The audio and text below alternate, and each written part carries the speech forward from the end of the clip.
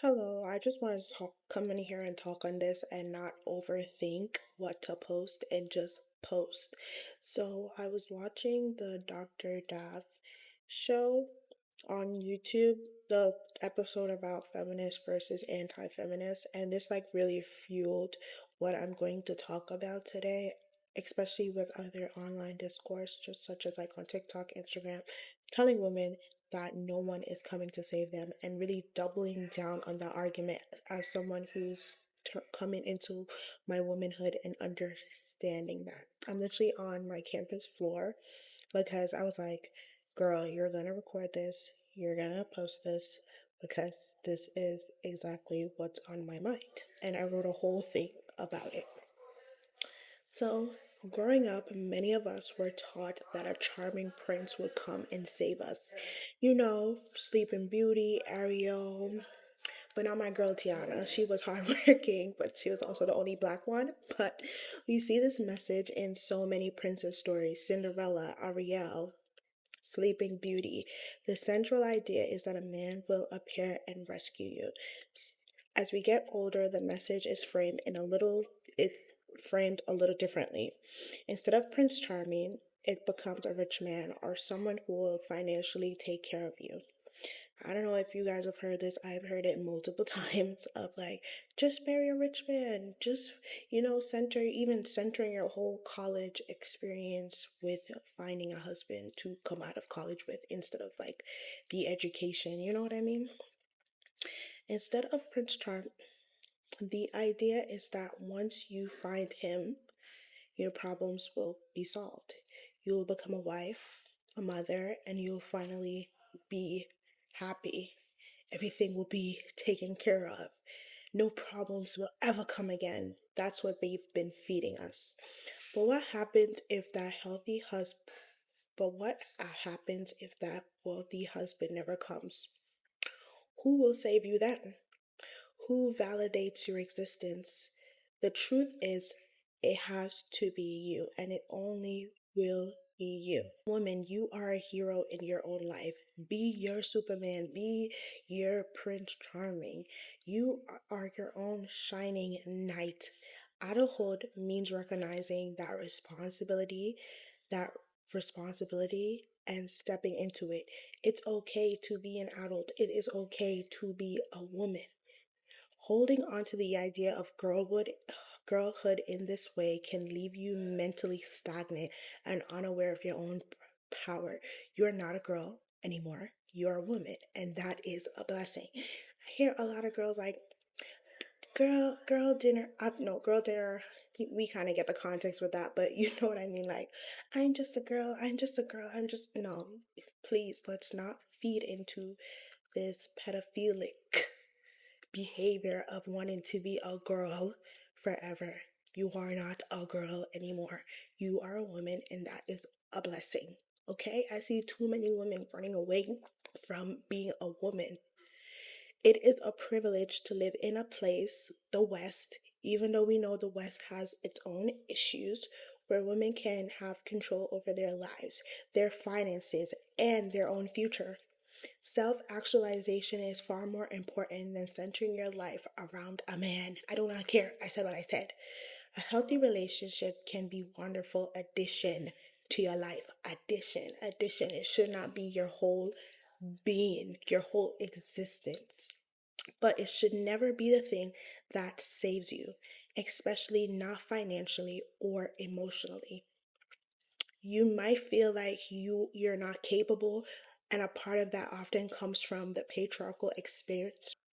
You might feel like you're not capable because society teaches us that from a young age our validation is put into the eyes of other people, especially men. When you enter womanhood, it becomes important to center your validation around your own perspective before placing it on in anyone's else hands. This could be a man, a woman, but it's really important. As I'm growing up now, it is very important to validate yourself before you put that into anyone's hands, because then it is so fleeting. Because then, if somebody doesn't compliment you, if somebody doesn't do some gesture to you, you probably think like you're not worthy anymore, and you put your worth into other people's hand, and you kind of give away your power, which you should not. And that you are capable of handling the responsibility of adulthood, your finances, okay? And not, oh, I'm gonna close my eyes and my husband is gonna do everything and I'm never gonna have to think about it ever again. No, stupid, because what if you get divorced? You don't have no income for yourself. You don't know what to do. You don't know what that man is doing with that money. Obviously, you wanna trust him, but still, you don't know what he could do with that money, and then you get yourself caught up. Your mental and physical health and your future. Womanhood is a stage of life we should learn to embrace. I know, anti-aging, but I'm black to be honest, so we're not really running away from wrinkles. I have seen a few dyed gray hairs, but still, like, we have been taught like aging is the worst thing. Like we're gonna have a face full of fillers but still calling ourselves girls. Like, come on, come on. As I was saying, womanhood is a stage of life we should learn to embrace and not hide from. Nourish your inner girl if you need to. Yes, it's okay. I do a lot of things and I'm like, this is for little Samia. This is for her.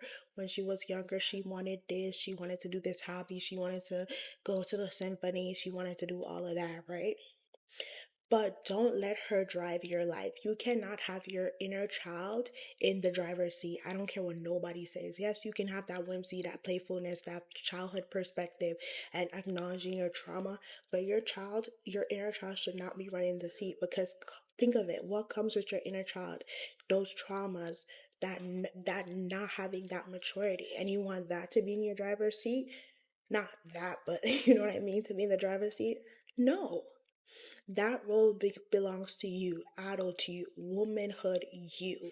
It is a privilege. I'm gonna keep saying it is a privilege. We're seeing everything with the bombing in Iran, and me learning the history of Iran and what some of the women have to go through there. So it is a privilege to navigate your own life. I don't care what nobody says. It's a privilege. Don't waste it by remaining stagnant. Accept the growing pains that come with independence, obviously. And I feel like that's why a lot of women run away from womanhood, because it's hard.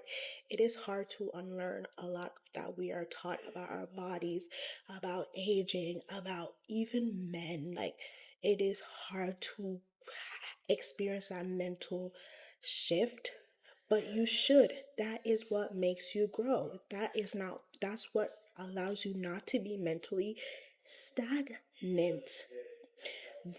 They are the proof that you are evolving.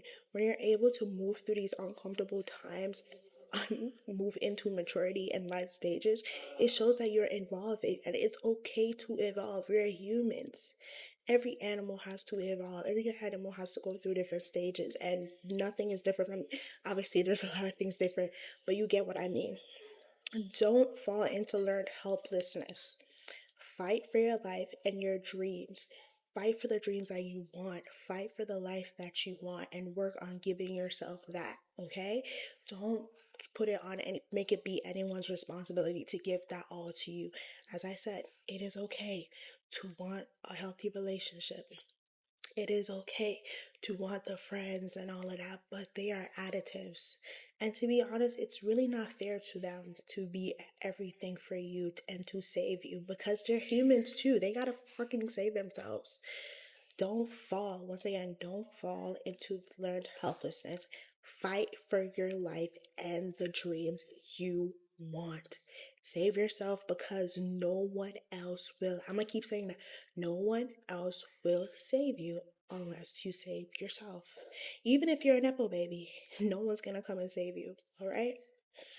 So that's all. That's all in my yap session. Like, I just told myself that I'm gonna just do this. I'm gonna just do this. Please like, subscribe, share, comment. And yeah, this is from me to me and you.